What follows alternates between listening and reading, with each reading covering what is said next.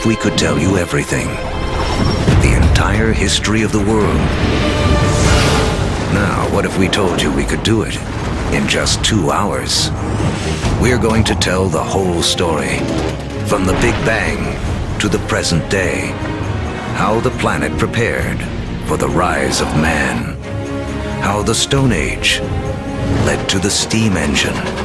How the first seeds sprouted into cities and civilizations. Everything is connected, and the path leads to you. It took history 13.7 billion years to unfold. We'll show you everything you need to know in the next 2 hours.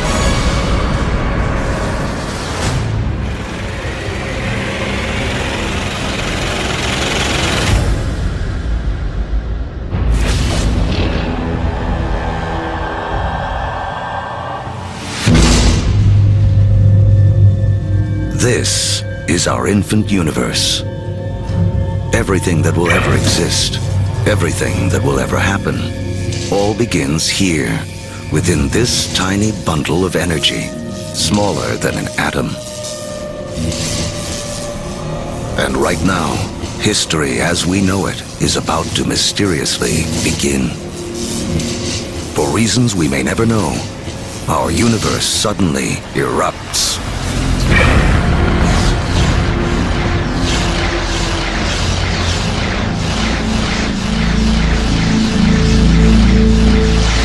In a millionth of a millionth of a millionth of a millionth of a millionth of a millionth of a second, it went from a size smaller than an atom to bigger than a galaxy. Whoosh! What you're seeing is energy, and it's one key to understanding everything that will unfold in the next 2 hours. Within a fraction of a second, the Big Bang creates all the energy that will ever exist. All the energy that will power the stars, that will fuel anything that ever lives. All the energy that you will ever consume dates back to the beginning of time. When you put gas into your car, you're tapping energy that was created during the Big Bang. You're tapping the energy of the universe itself.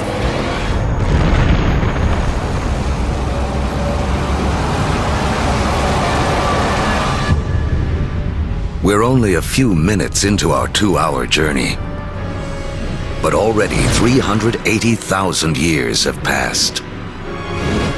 You are about to witness the birth of your original ancestors, the first atoms.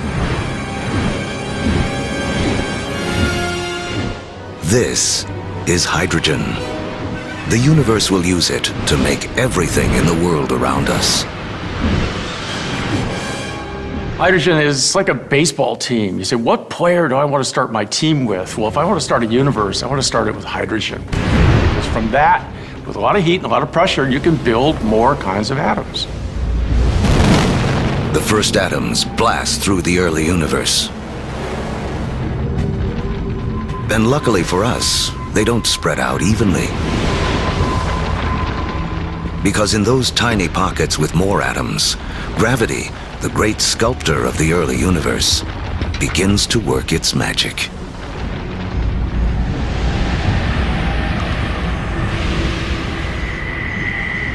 The first galaxies are beginning to form, revealing a timeless secret of the universe.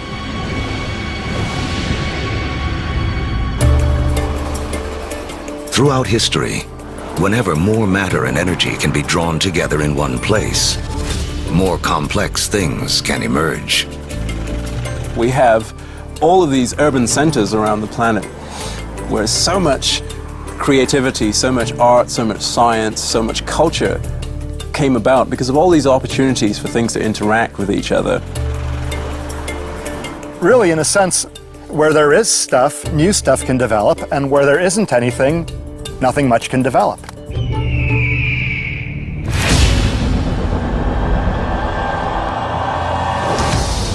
300 million years after the Big Bang. Inside of forming galaxies, gravity continues to squeeze together clouds of gas and dust, causing pressure and heat to violently rise. When the temperature reaches 18 million degrees Fahrenheit, hydrogen atoms slam together, creating a new element, helium, and radiating bursts of energy. The first stars are born. Suddenly, there were these new beacons of light shining forth, pouring energy into the universe.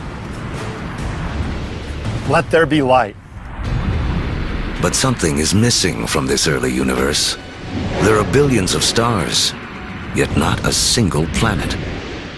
To form planets, and eventually people, to take the next leap that would make all of history possible, the universe needs more to work with than just hydrogen and helium. The complicated elements, the heavier things that we build stuff out of, for example, iron or life built out of carbon and things like that, they're actually manufactured in stars.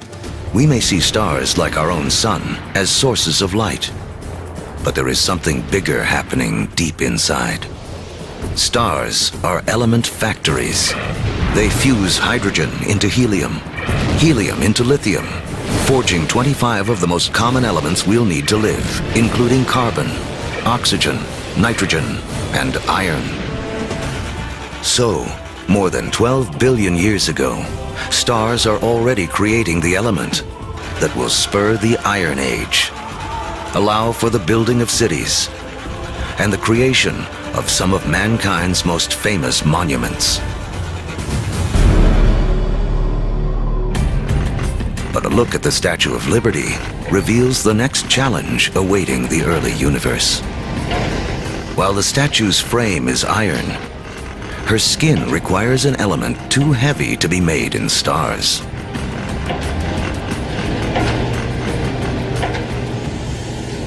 For Lady Liberty to have material for her skin, for there to be gold for wedding rings, or uranium for nuclear reactors, some elements had to be created another way. Stars don't have enough energy to do the job. But if the element factory isn't powerful enough, how about blowing up the factory? Just a few million years after the first stars formed, some of them exploded. Wham!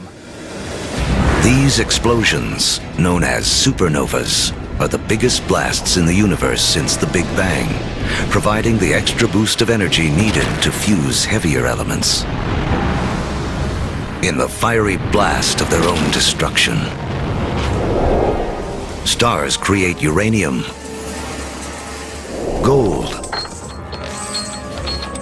all the rest of the elements that will fill our world, including copper. The periodic table of the elements is really sort of a library of matter in the universe. Those are your building blocks. Everything is coming out of that particular chemistry set.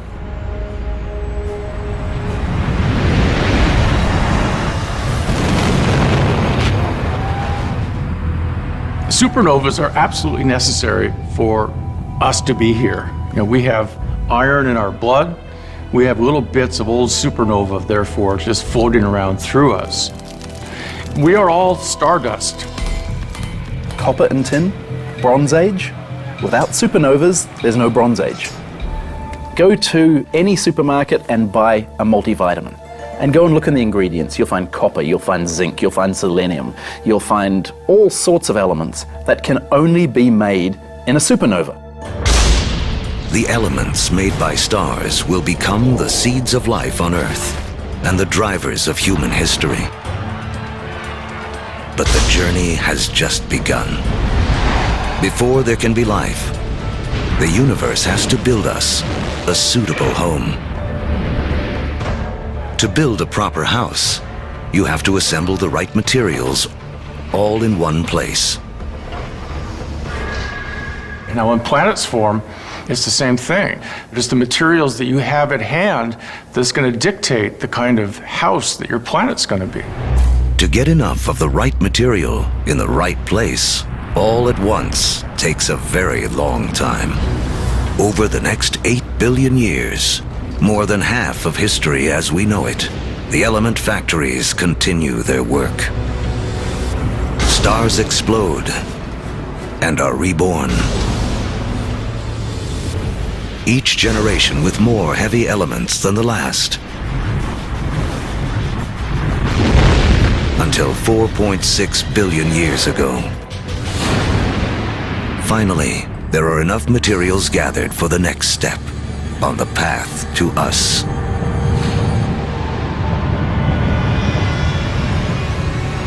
A new star is born. This is our sun. It's so massive that it's gathered up 99.9% of the gas and dust in the solar system. But there's still just enough left behind for gravity to build some other things. Like planets. The third one out from this star will be our home.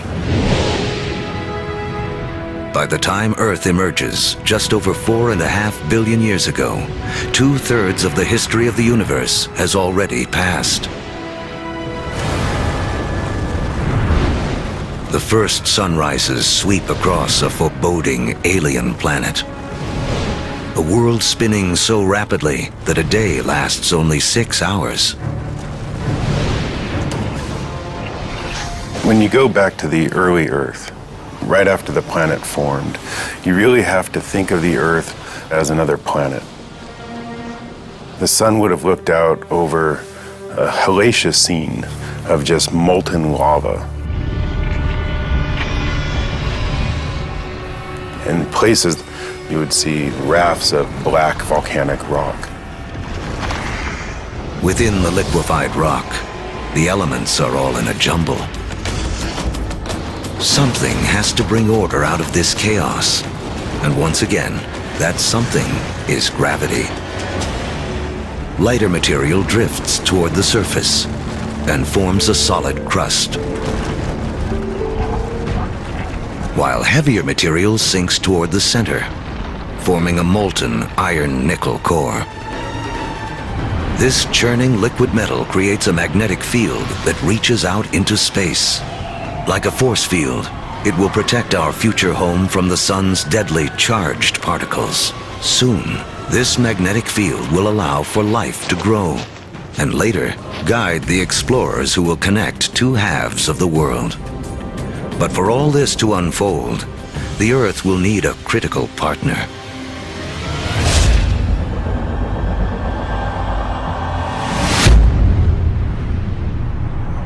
Four and a half billion years ago, an object the size of Mars smashes into the planet at 25,000 miles per hour.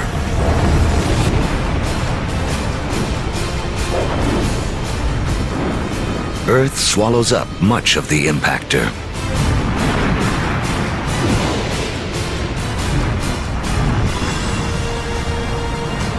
But a spray of molten debris is whipped off into space.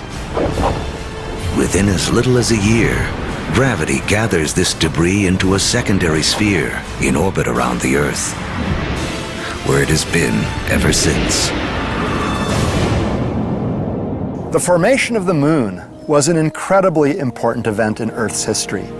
And in fact, its creation over 4 billion years ago is really important to the Earth's climate today. The moon keeps Earth steady. Its gravitational pull prevents the planet from wobbling, saving us from wild climate swings.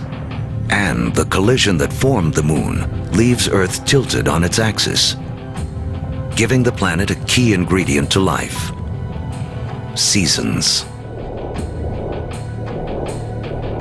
Having seasons is very, very important for the evolution of life on the Earth.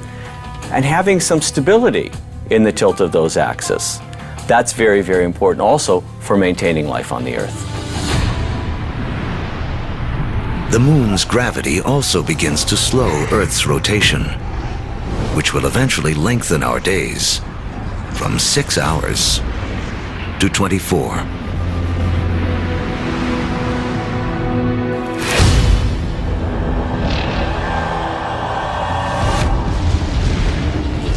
4.4 billion years ago. It's too hot on Earth for liquid water to exist, but there's water vapor, steam in the atmosphere. The trick is how to get it out of the sky onto any world where you hope to have life. A little rain must fall.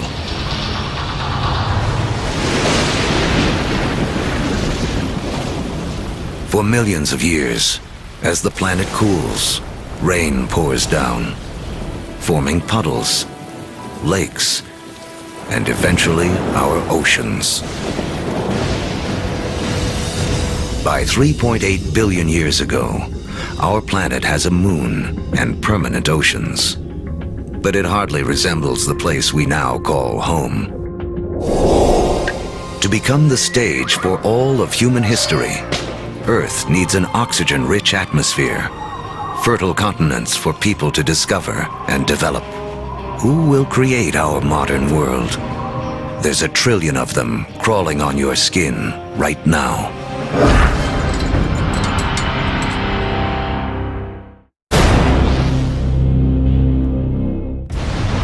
We're telling the history of the world in 2 hours, from the Big Bang to the present day. And our modern world holds important clues to the story. In fact, structures like this hide a mysterious link to the first life on Earth.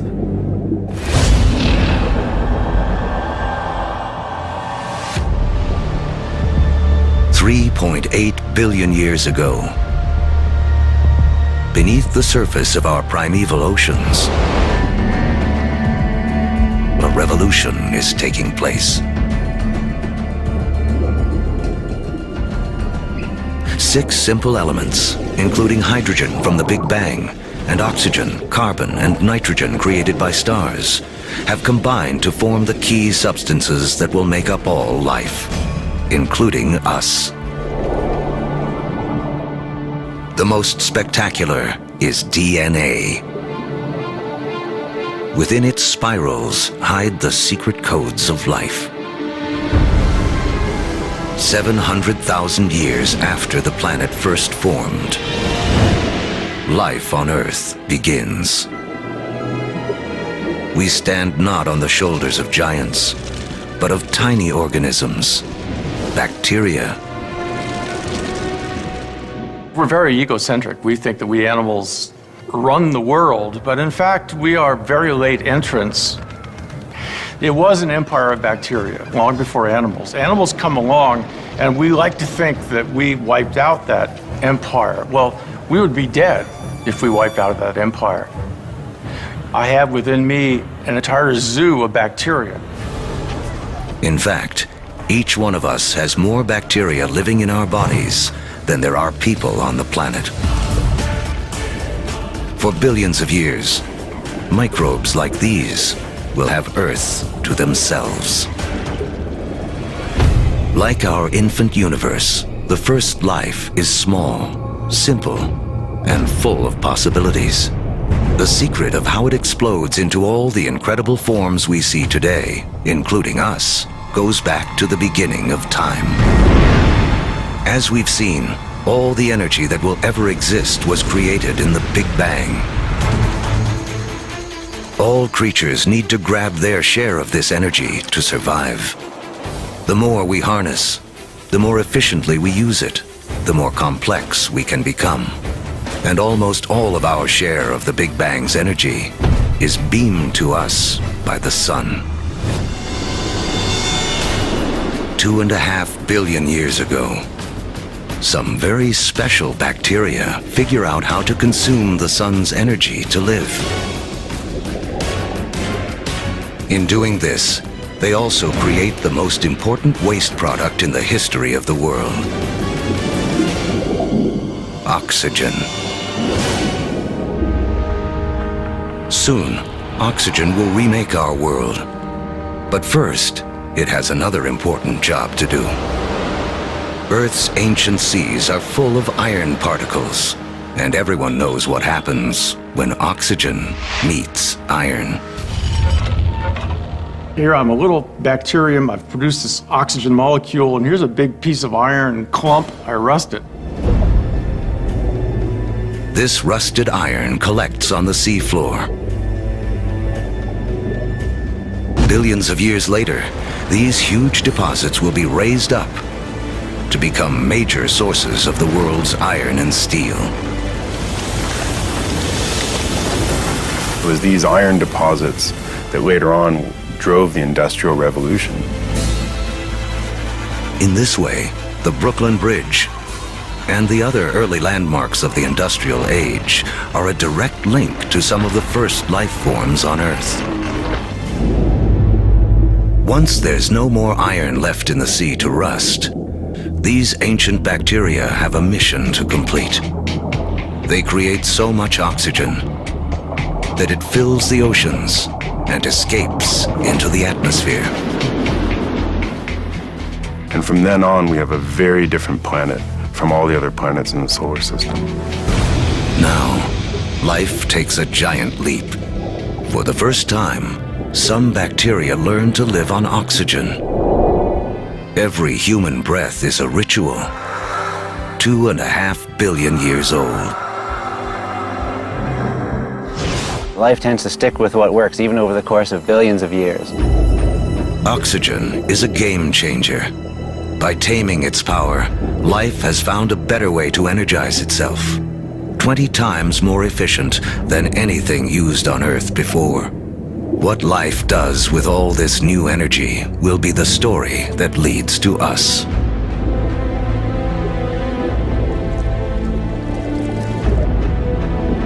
Over the next 2 billion years, life becomes more complex.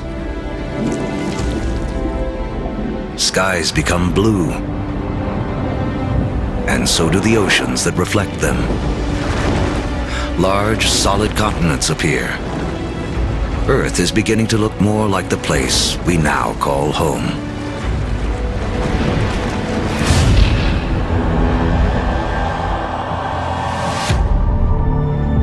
$550 million years ago, as the planet celebrates its 4 billionth birthday, oxygen levels in the atmosphere have risen from next to nothing to as much as 13%.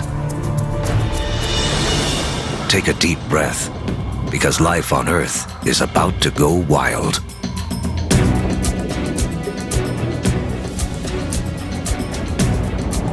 This is the Cambrian explosion, biology's version of the Big Bang. Right after you have abundant oxygen, you get size and complexity, and oxygen lets you do that. It's in this breathtaking span of roughly 30 million years that most of the major animal groups evolve. By 500 million years ago, the first bony fish have evolved in the seas. These fish are our direct ancestors.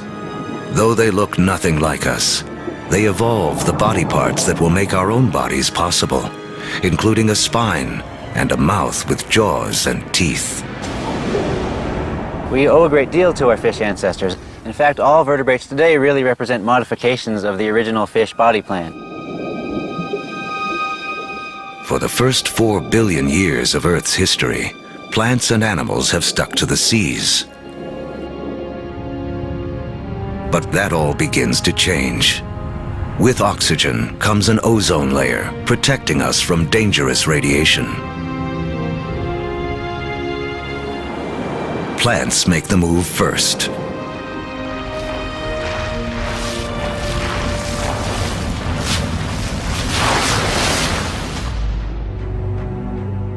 Around 400 million years ago, animals are ready to take the leap.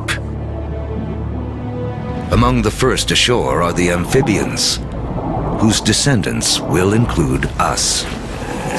The most amazing thing about animal evolution ever, for me personally, is that moment that first amphibian walks out of the primeval ocean onto land and takes a big gulp of air.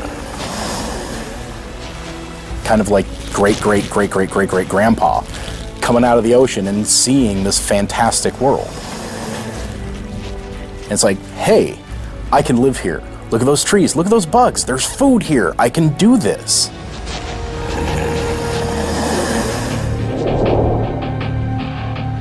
Eventually, humans will conquer every imaginable terrain. But before we can do that, our ancestors must first cut their final tie to the water. Mating season. Like modern frogs, they have jelly-like eggs that would dry out on land. But some amphibians eventually solve the problem. They evolve a new form of egg, with a shell that keeps the moisture in. This allows us to carry the ocean with us, onto land, and signals the evolution of amphibians into reptiles. You could be 300, 400, 500, 1,000 miles away from water and still have the water in that egg in order to birth. That is the key. It cuts that final tie to the ocean. That way we could colonize the rest of the land.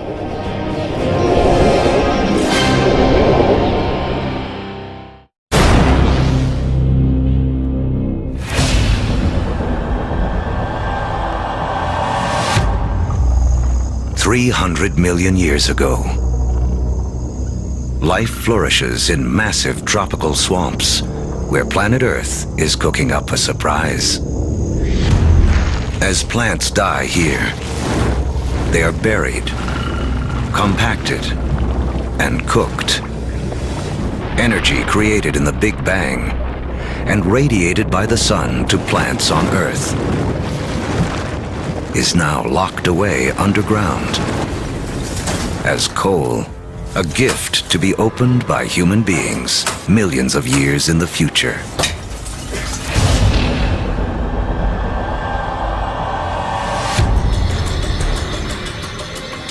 $250 million years ago, an apocalypse unfolds. The biggest spike in volcanic activity since the early days of the planet. The atmosphere is choked with carbon dioxide, and the diversity of animal life spawned in the Cambrian explosion is stopped dead in its tracks.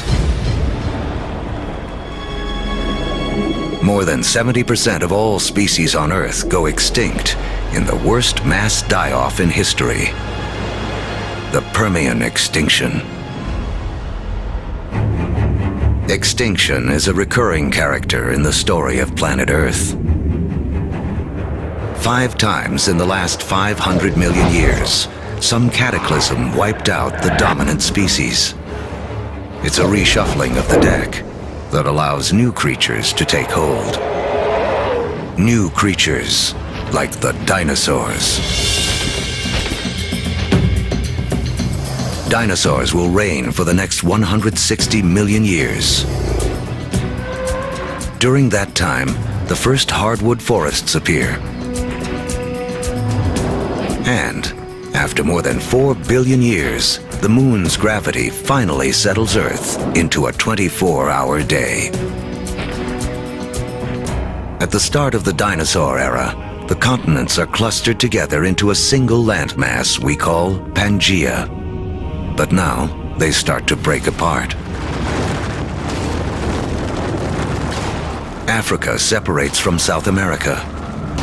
The vast Atlantic Ocean opens up, creating what will become one of the defining barriers of human history, the gulf between the old and new worlds. The undisputed stars of the dinosaur era are animals like Triceratops and T-Rex, but there are some important creatures scurrying around their feet.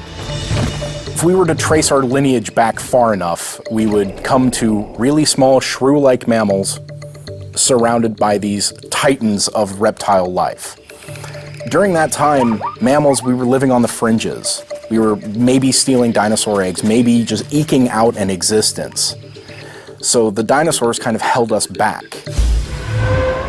The biggest headline of the history of dinosaurs, which is 160 million years, is that we lost. Mammals lost. We couldn't get much bigger than a small cat. For 160 million years, all the medium-sized, medium-big, big, gigantic, and stupendous animals were dinosaurs. For that whole time. They beat us fair and square. But the deck is about to be reshuffled.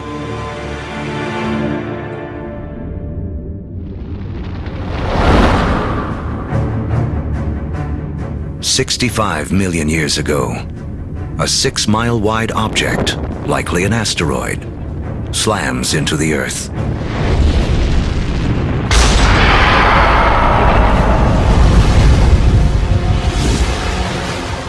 A dust cloud blocks out the sun. Temperatures plummet. Every creature on land weighing over 50 pounds goes extinct. The reign of the dinosaurs is over. The greatest gift that the dinosaurs ever gave us was dying. When they went extinct, it gave the mammals time to rise. It doesn't take long after the disappearance of the dinosaurs for the first true primates to appear. Like their later versions, including us, these mammals have evolved forward-facing eyes, allowing for accurate depth perception and flexible hands with 5 digits. They have 5 fingers, just like us, which means we can grasp things. If you think about other animals that don't have digits organized the way ours are, their ability to hold things, to manipulate objects, is much more limited. 50 million years ago, our primate ancestors are evolving on a planet that is warming. It's so hot, there are jungles at the poles. As the continents drift, the Americas and Africa have almost fully taken shape. But in northern Africa, modern-day Egypt is submerged beneath an ancient sea. On the floor of that sea live small shelled creatures called nummulites. Their shells, made of calcium and carbon, pile up on the sea bottom over millions of years, where they form into limestone. Limestone that will be used to build the Great Pyramids. If you look closely at the pyramids today, you can still see evidence that these 4,000-year-old monuments are, in fact, made of 50-million-year-old seashells.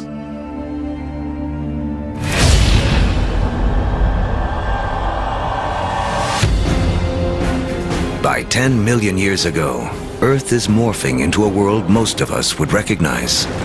The Colorado River is carving out the Grand Canyon. Mountain ranges like the Himalayas have arisen. They're so tall, they disrupt weather patterns, setting the stage for a colder planet. The Isthmus of Panama emerges to connect North and South America, cleaving the connection between the Atlantic and the Pacific, disrupting ocean currents and tipping the world even more towards an ice age.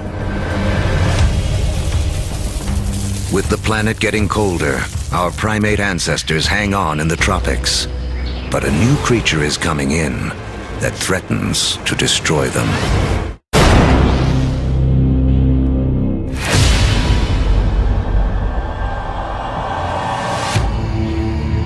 "7 million years ago, our primate ancestors lived safely in the trees.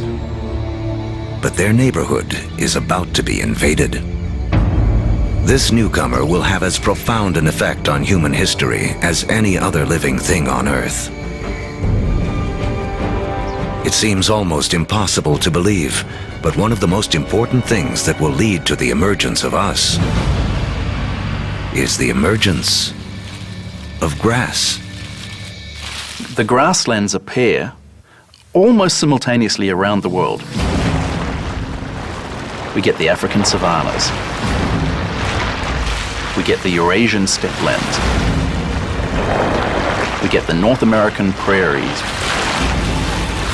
We get the great grasslands of Argentina, appearing simultaneously around the world. In eastern Africa, Grasslands invade the traditional woodland habitat of our ape ancestors. With fewer trees and greater gaps between them, our ancestors have to adapt. Apes would notice that there's more and more apes in the same tree and less food, increasing incentives for apes to go from one patch of food to a different one separated by grasslands. Now, one way to do it is to run like hell. The other way to do it is to extend one's food sources into the grasslands and seek out the foods that are available there. And so, some apes make the move down into this stark new habitat. It's a landscape better suited to primates that can walk on two legs, keeping their heads up above the tall grasses to watch for predators. Standing on 2 feet is a revolutionary advance because it frees up our hands. Hands we will need to shape human history.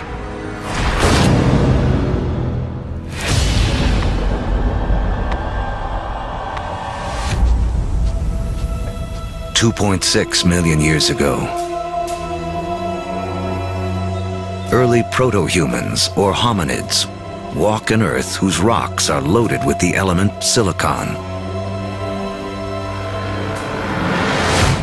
Created in the cores of stars billions of years before, silicon is the second most abundant element in Earth's crust. One of its chemical quirks is the ability to bond with oxygen to form crystals that combine into solid rocks. Rocks that can be chipped and shaped without shattering. Hominids started doing this 2.6 million years ago, breaking cryptocrystalline silicates to make sharp edges, and the people use them for millions, literally 2.6 million years. Simply having a modified stone with a sharp edge on it, now suddenly you have a hammer. You have a crude cutting edge. A simple modified stone means a human can suddenly do 1,000 more things than we could do previously.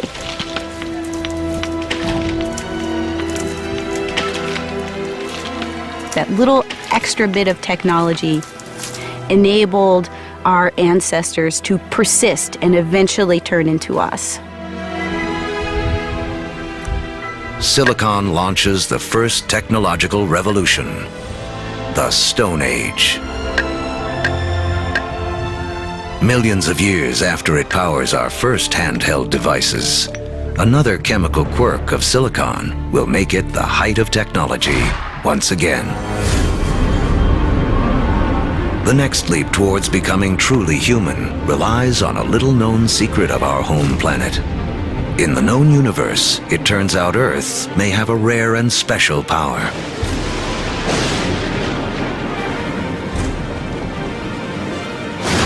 Of all the planets and moons in the solar system, we think that Earth is unique in the ability to sustain fire. Other planets and moons have lightning and lava. But only on Earth do we have the two critical things we need for fire to burn. A vast fuel supply in the form of plants and trees, and an atmosphere full of oxygen to fan the flames. If fire wasn't a possibility, you'd have nothing like us running around. Homo sapiens, they made a world with fire.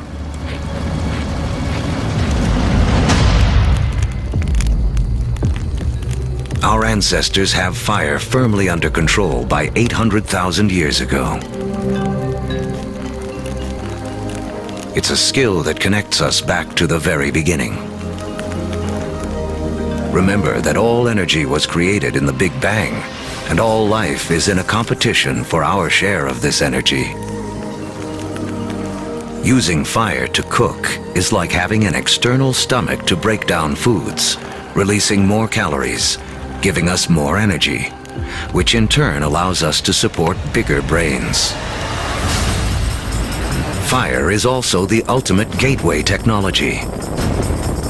We will soon use it to turn clay into pottery, metal into weapons, water into steam power. If you don't have fire, you can't have the internal combustion engine. No fire, no metal. No fire, no rubber. It's a technology that opens a world of possibilities for creatures that know how to use it.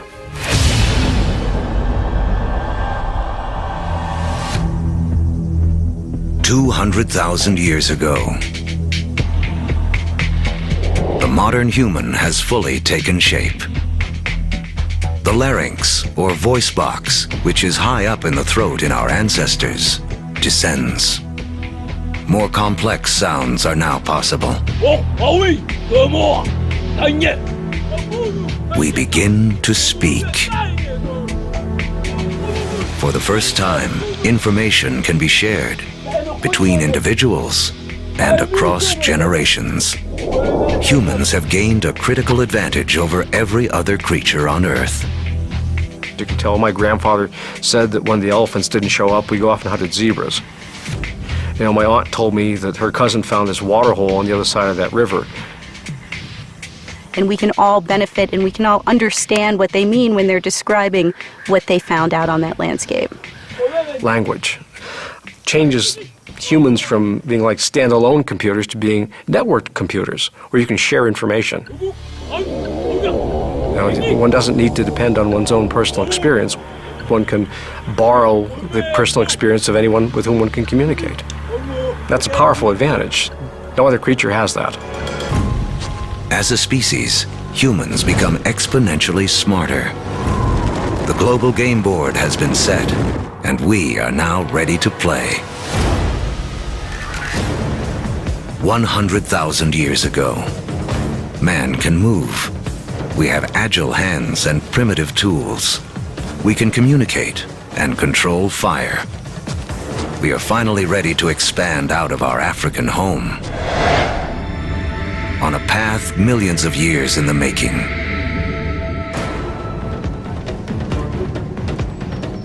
Shifting continents have linked Africa and Eurasia into the largest contiguous landmass on Earth, Afro-Eurasia.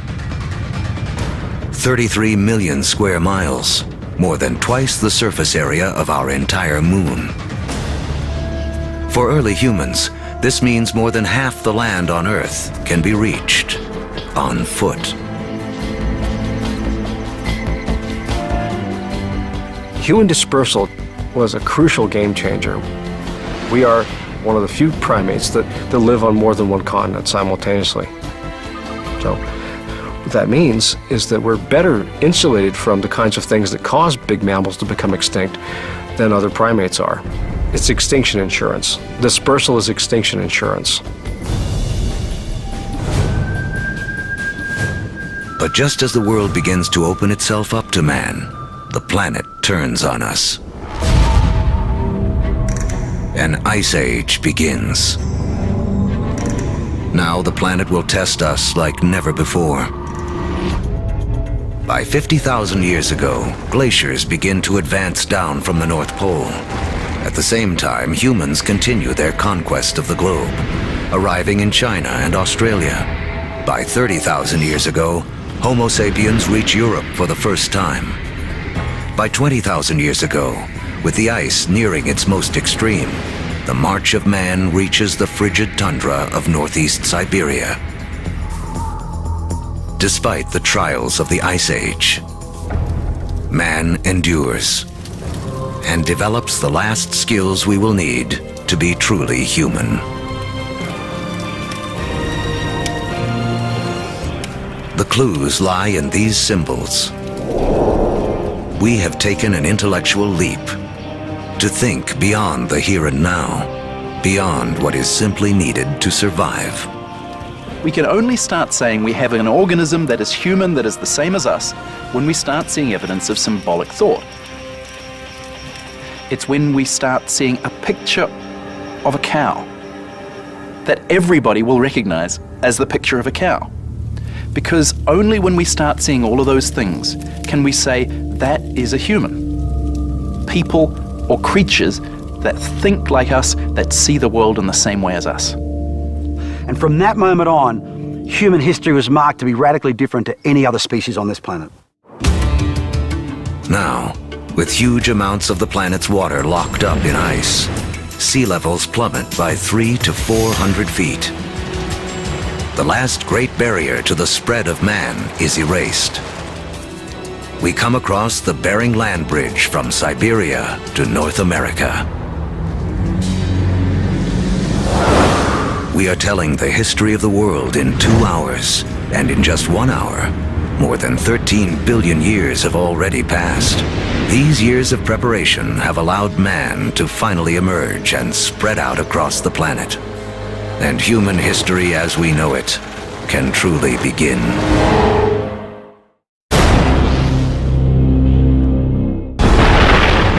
Our history of the world began with the beginning of time, the Big Bang. It has taken us on a journey of nearly 14 billion years. Now, as humans take center stage, it's important to remember just how small a slice of history we actually occupy. To make things simple, imagine compressing 14 billion years of history down to just 14 years. On this scale, the Earth would have existed only for the past 5 years. So that's about 1/3 of the history of the universe. Large, complex creatures would have developed 7 months ago. On this scale, dinosaurs went extinct only about 3 weeks ago. The entire recorded history of humans would span only the last 3 minutes. Modern industrial societies, the Industrial Revolution effectively, 6 seconds ago. What this shows me is that we humans have been around for only a very brief instant in the recorded history of the universe. Mankind has waited billions of years for our brief instant to shine. As the stars and our evolving planet carried out the slow work of organizing the elements in a way that would make human history possible.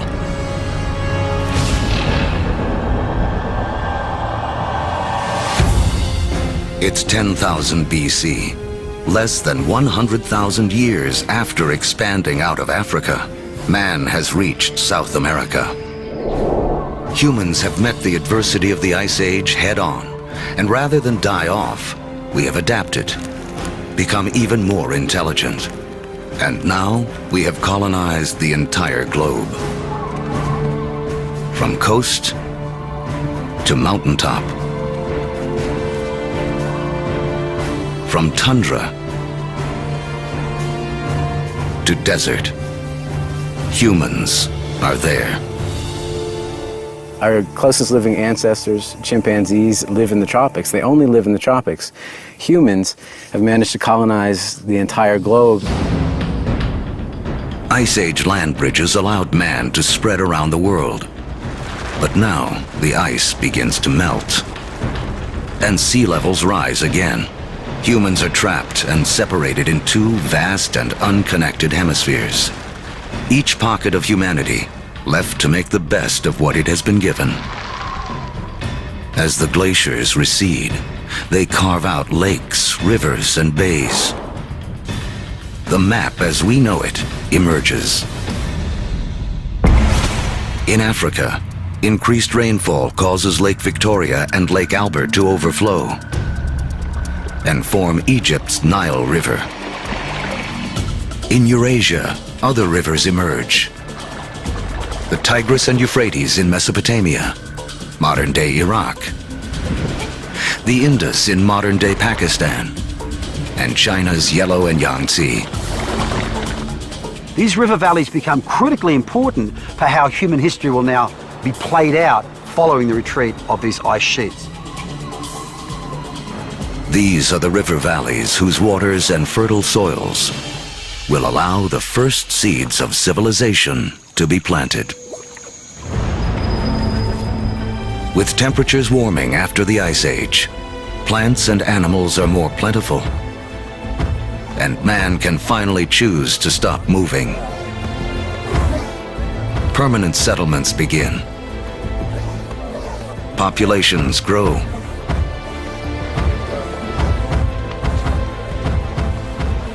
With more mouths to feed, our ancestors have to get clever. They had to find a way to increase the amount of food they could get from the surroundings. Now, one discovery forever changes the planet and the path of mankind. We learn to plant seeds. And the seeds we sow come from the same plants that millions of years earlier spurred our evolution from ape to man. The unheralded hero of human history, grass. A grass seed is tiny, right? It's no food. I can hunt a bison or I can take grass. I'm gonna hunt a bison, right? Ironically, grass seeds become the most important food crops in the world, but they're the things that are ignored by hunter-gatherers for thousands and thousands of years. People don't start using them until they absolutely have to use them. Some of the species of grass that we are most familiar with includes sugarcane. It includes wheat and rye and barley. All of the cereal crops are types of grass. So it's not just that beautiful green lawn that we measure our middle-class success from. It's also the staple crop upon which civilization depends. It is the majority of our calorie intake. Once again, it all goes back to the Big Bang. Central to the story of all life is our competition for that energy created at the beginning of time. Just as oxygen gave us an edge, just as fire allowed us to consume more calories. Switching to farming is an energy revolution. A hunter-gatherer needs 10 square miles of territory to provide himself with enough sustenance, enough energy in the form of plants and meat to survive. A farmer can harvest the sun's energy so efficiently, he can fulfill his needs using only 1/10 of a square mile of land. In the warming after the last ice age, farming begins to take hold in a half-dozen places around the globe. But by the fortunes of geography, no place in the ancient world has a better concentration of plants and animals that can be domesticated than the Middle East's Fertile Crescent. In the Middle East, we have this remarkable convergence of species that seem to have been susceptible to domestication, both plants and animals. In terms of animals, we're talking about cattle, pigs, sheep, and goats. In terms of plants, 2 varieties of wheat, rye, barley, lentils, figs. Americas have very few wild species that can be easily domesticated.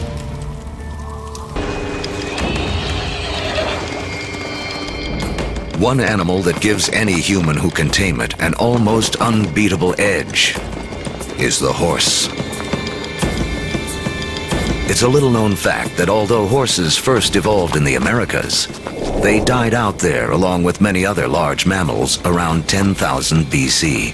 There were at least 3 species of Ice Age horses in North America, maybe more. Some as small as ponies, some as big as Clydesdales. And they had evolved in North America for 40 million years. They're part of the whole history. And then they're gone. They're gone. These powerful potential allies disappear before they can be used by the first North Americans.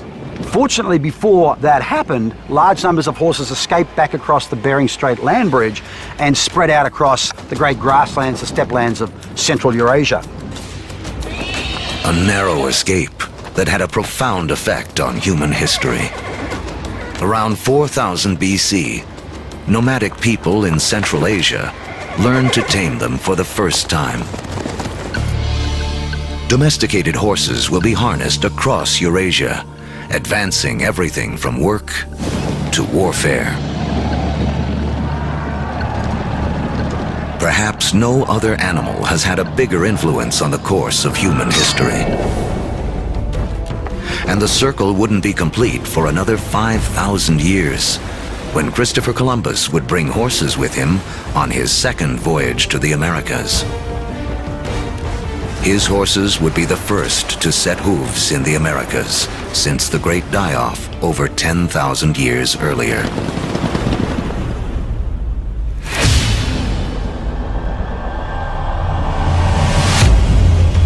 "6,000 years ago, domestication of animals and plants sets the stage for the next phase of human history.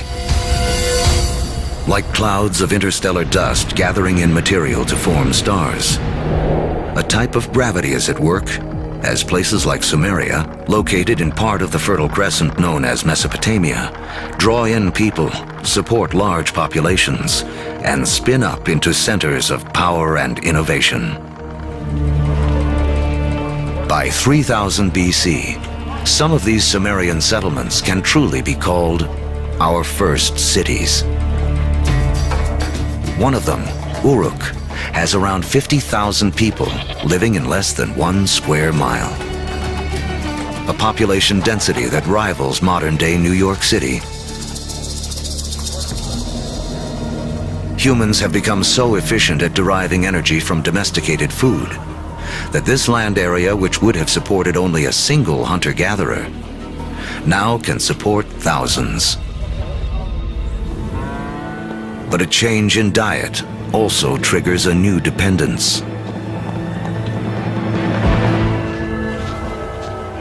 Once you move to agriculture, you are depending for 80–90% of your calories on perhaps 1 or 2 species. In the case of the Middle East, wheat and barley. In the case of wheat and barley, they both ripen at about the same time.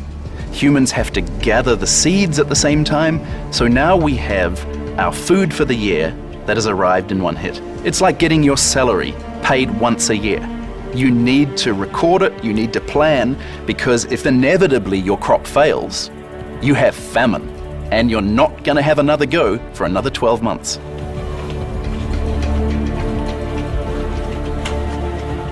In these first cities, crops are king. To keep track of them, our ancestors developed the first writing. To protect them, the first armies. And to administer them, the beginnings of politics. When you have hundreds or thousands of people who are living together, there's simply too many people to sort of run around and create a census. It creates a need for government. It creates a need for some form of social and political hierarchy. Planting seeds has set man on a new path. Settlements have grown into cities. But to take the next epic step from city to civilization, we'll need the help of a very surprising creature.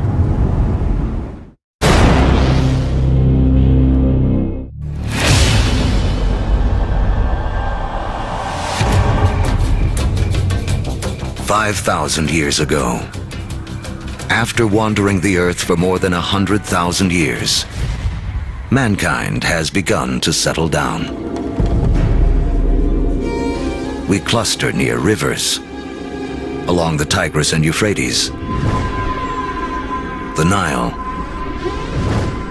the Indus, the Yellow and Yangtze. Civilizations are about to take off. But first, they must all master one thing: trade.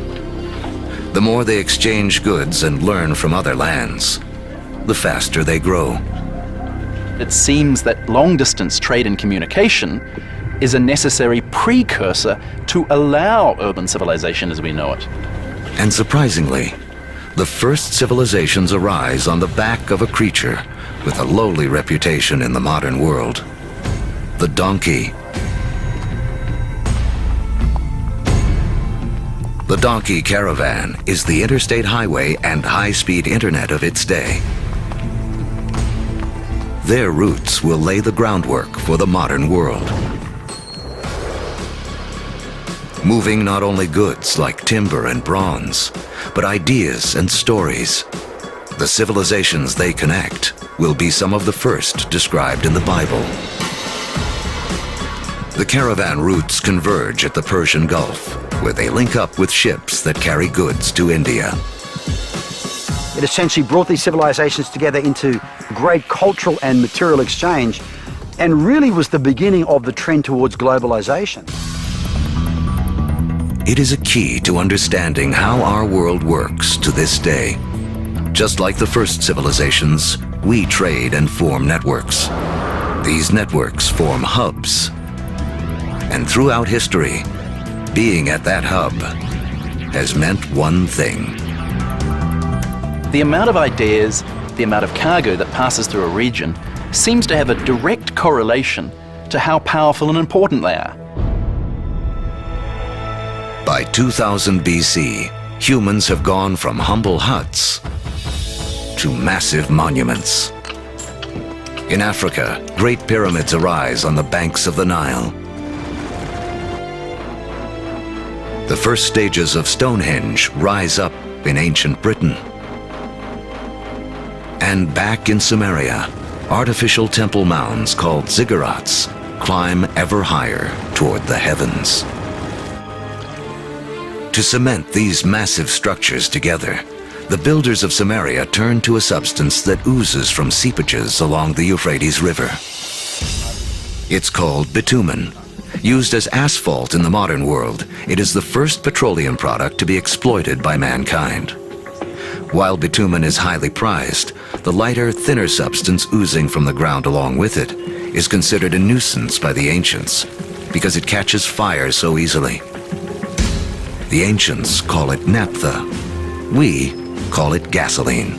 And it's one of the first indications of the vast oil fields that will one day turn the cradle of civilization into a center of wealth and warfare. The legacy of these first civilizations can be seen in surprising ways.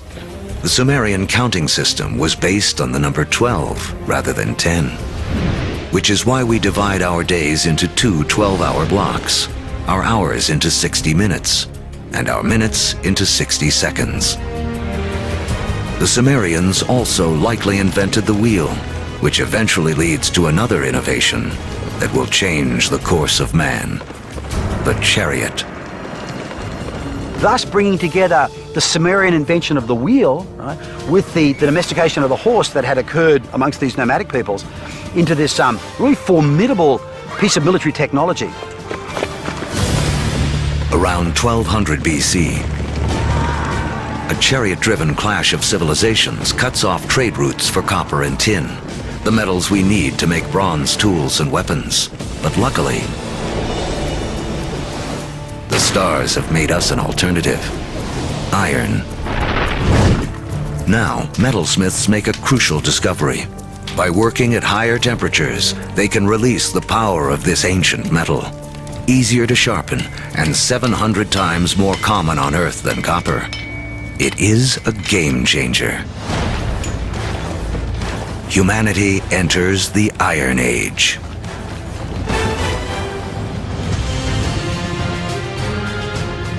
As we reach the first millennium BC, history has taken us on a wild ride.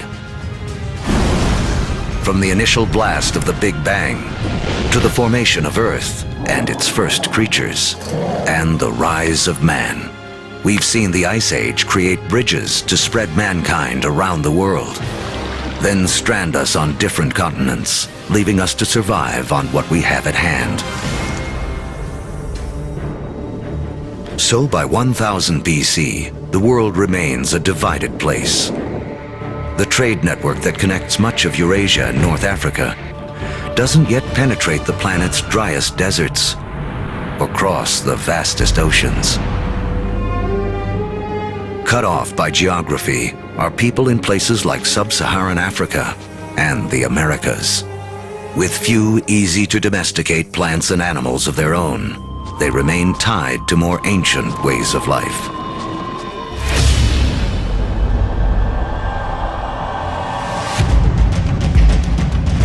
'600 BC.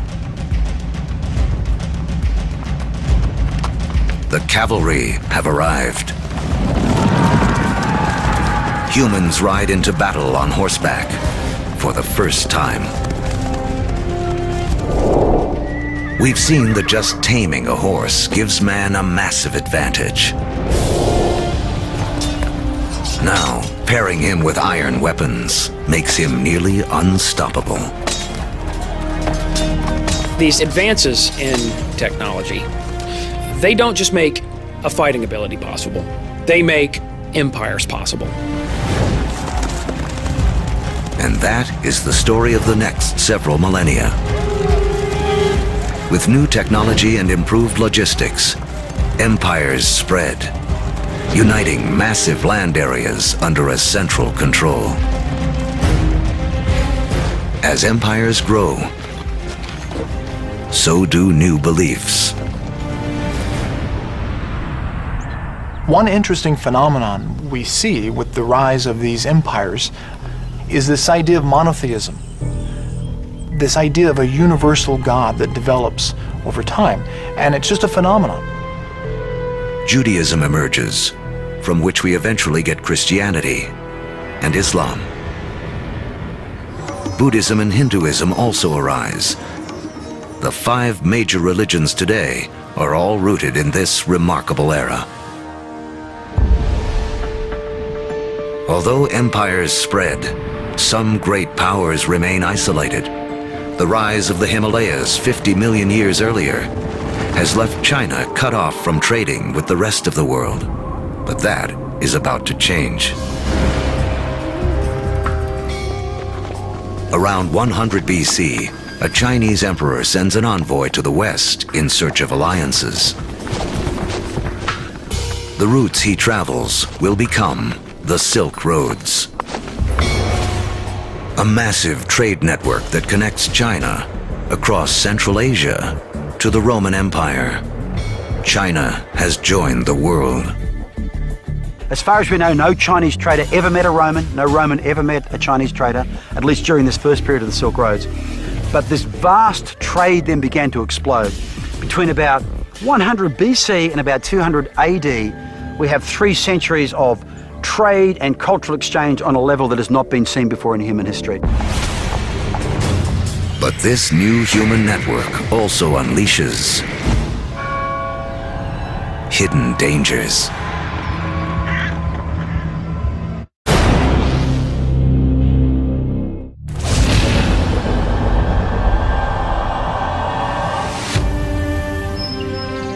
By the beginning of the Common Era, great empires have risen and a massive trading network connects most of Europe and Asia.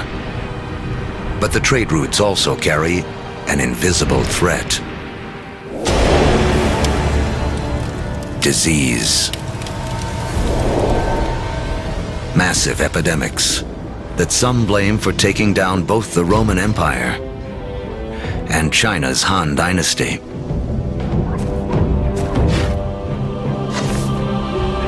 But these networks also lead to the spread of religion.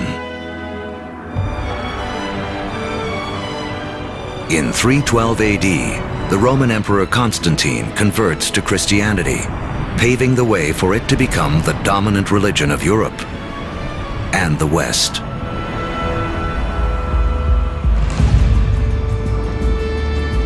Three centuries later, Islam also emerges.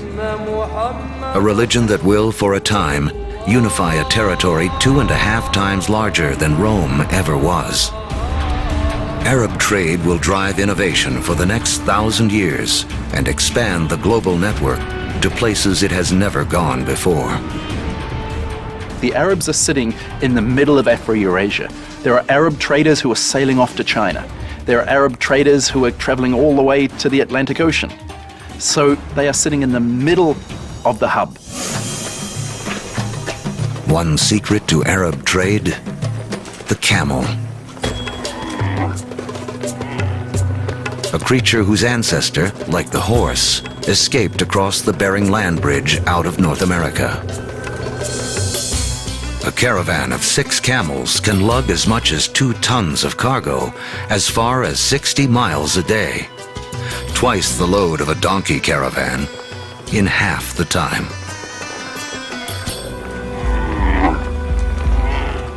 For the first time, camel caravans open up reliable trade routes across the formidable Sahara Desert, leading to the formation of the first states in West Africa.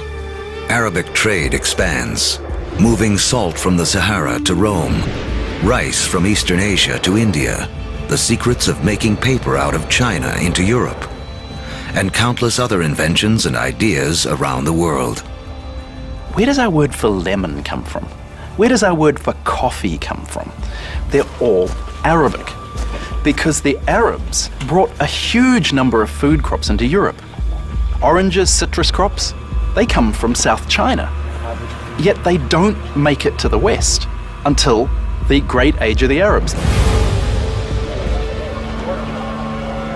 In Islamic North Africa, one Italian merchant named Leonardo Fibonacci becomes well-schooled in the ways of Arab traders. He picks up on a simple but ingenious counting system that originated in India but is used extensively in the Arab world. His writings will spread this knowledge to Europe and around the globe. With everyone counting the same way, business and trade will explode. And because of Fibonacci, people today still almost universally use the numbers known as Arabic numerals. But there is another idea Arab traders will spread, something even more influential. It originates in China around 800 AD. A Chinese alchemist in search of an elixir for long life instead stumbles upon chemistry that can bring sudden death. He combines carbon and sulfur with saltpeter, a compound made of potassium, nitrogen, and oxygen. Forged in the stars, these elements now come together to make gunpowder. The recipe for gunpowder eventually moves west across the Silk Roads to the Islamic world, where Muslim warriors use it to fire cannonballs at Christian crusaders.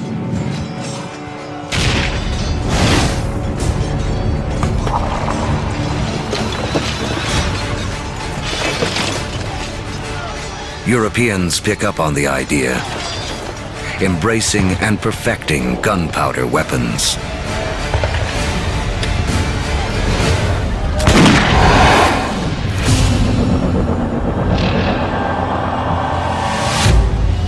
(1492 AD). There are roughly 400 million people in the world, but it is still divided in two. In the Americas, the civilizations of the Aztecs, Mayans, and Incas have all arisen. While halfway around the world, in the aftermath of the fall of Rome, Europe has cracked like an egg into individual states. For Italian-born Christopher Columbus, this means he can appeal for funding from a succession of European rulers, until he finally convinces the King and Queen of Spain to back his expeditions. It has taken all of Earth's history to make Columbus's journey possible. For tacking into the wind, he uses triangular sails, a technology copied from the Arabs. To guide him, the compass, an invention from China. And guiding the needle, a magnetic field formed with the core of the planet itself. Although Columbus is looking for a new way to sail to India, what he does instead is finally and forever connect the two halves of the world. The voyage is not just significant in American history. As you'll see, it's a pivotal event in all of human history. Nothing will ever be the same.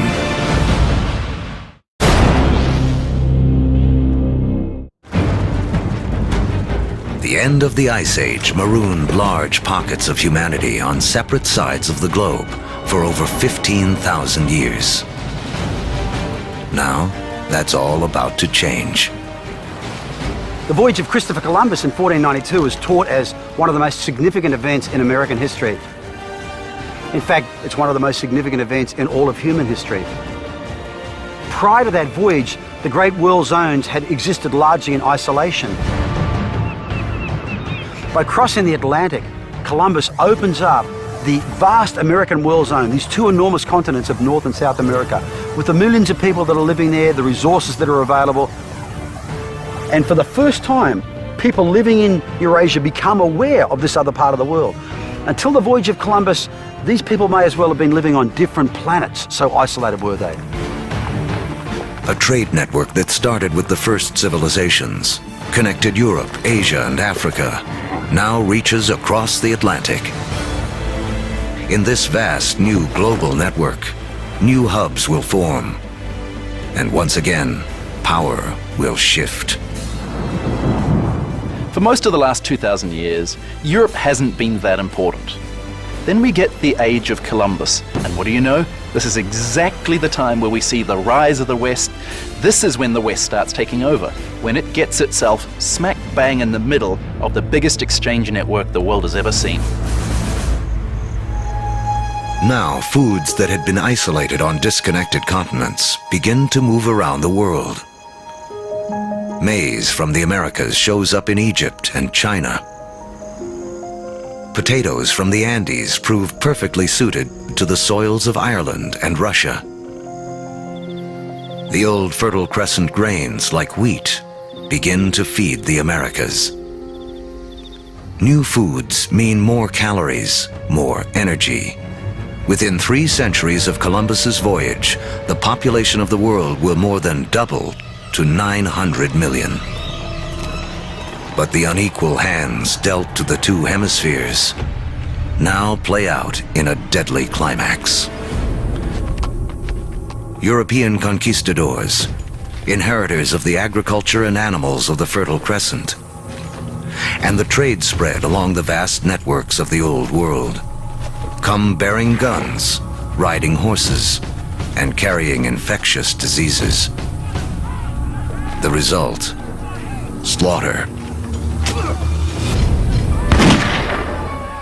In the years following Columbus's first voyage, 95% of the native population in the Americas will die from European guns and germs.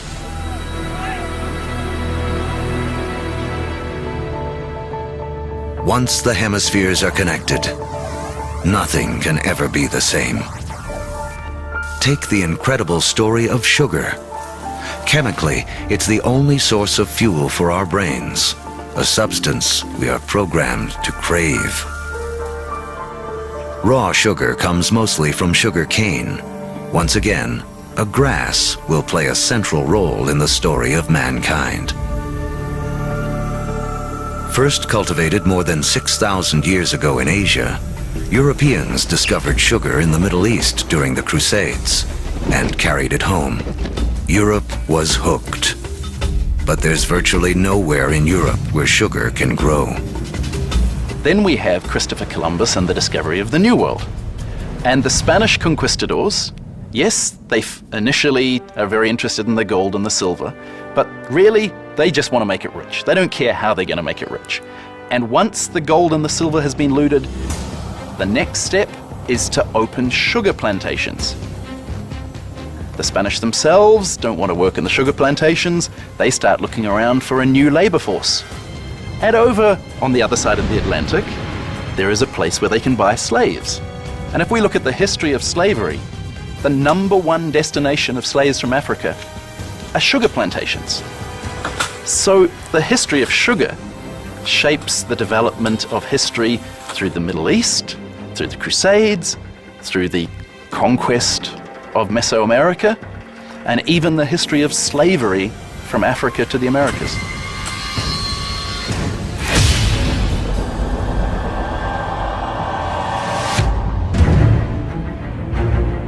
In the year 1700, mankind has hit a wall.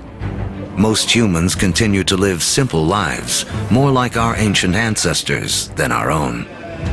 When you think back to the world in 1700, most people were farmers, most people practiced small-scale subsistence agriculture, most manufacturing was done in workshops.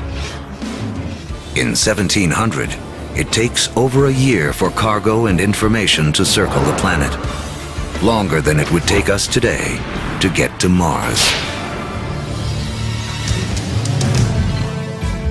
What's holding us back is how we power our lives. In Egypt of 2000 BC, 90% of all work was done by human muscle, with animals kicking in the rest. By 1700 in Europe, the majority of work, 70%, is still driven by human muscle. Muscle power alone can't clear the path to the modern age. But there's a breakthrough hidden deep within the Earth.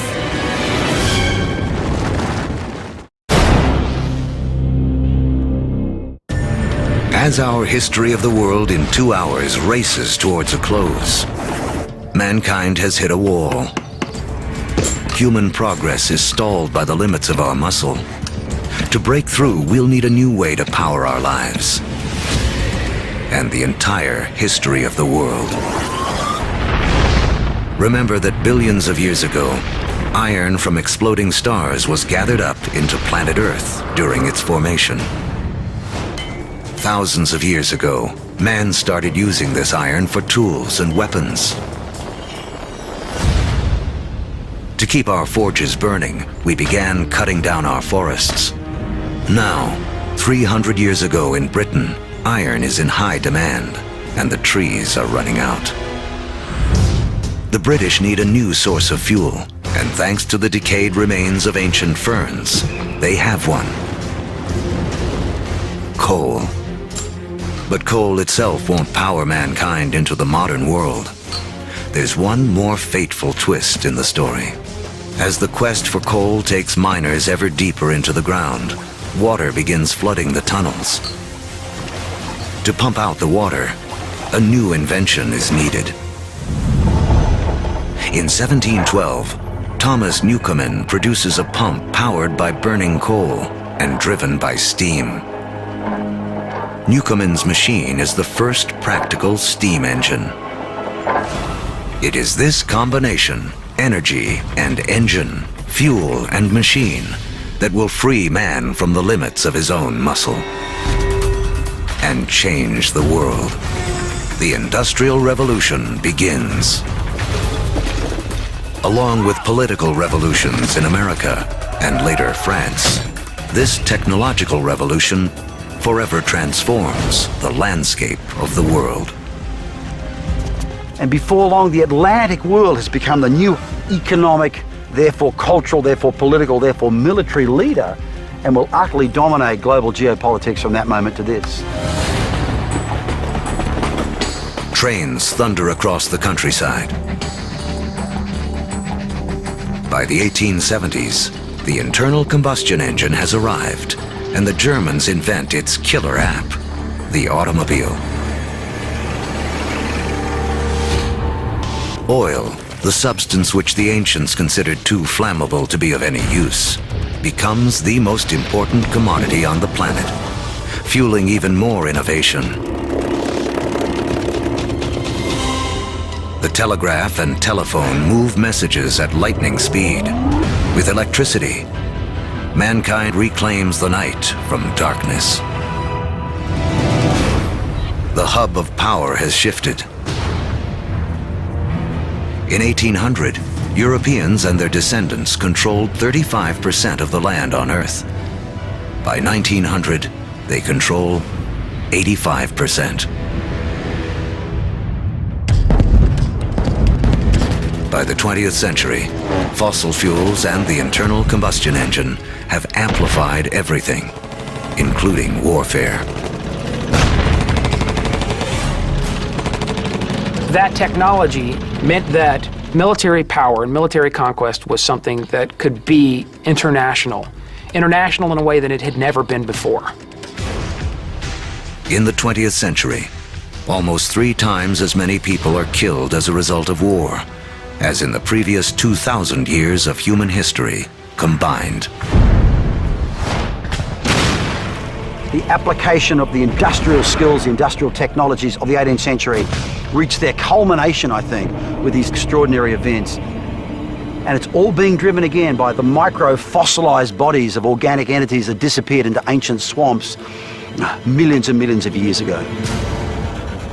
The Industrial Revolution also allows the human population to explode. It has taken 200,000 years of human history, from the dawn of man to the year 1900, for the population to reach 1.6 billion. Now, within the 100 years of the 20th century, it nearly quadruples to more than 6 billion. The 20th century is the most extraordinary moment in human history. Never before have we seen change on such a scale.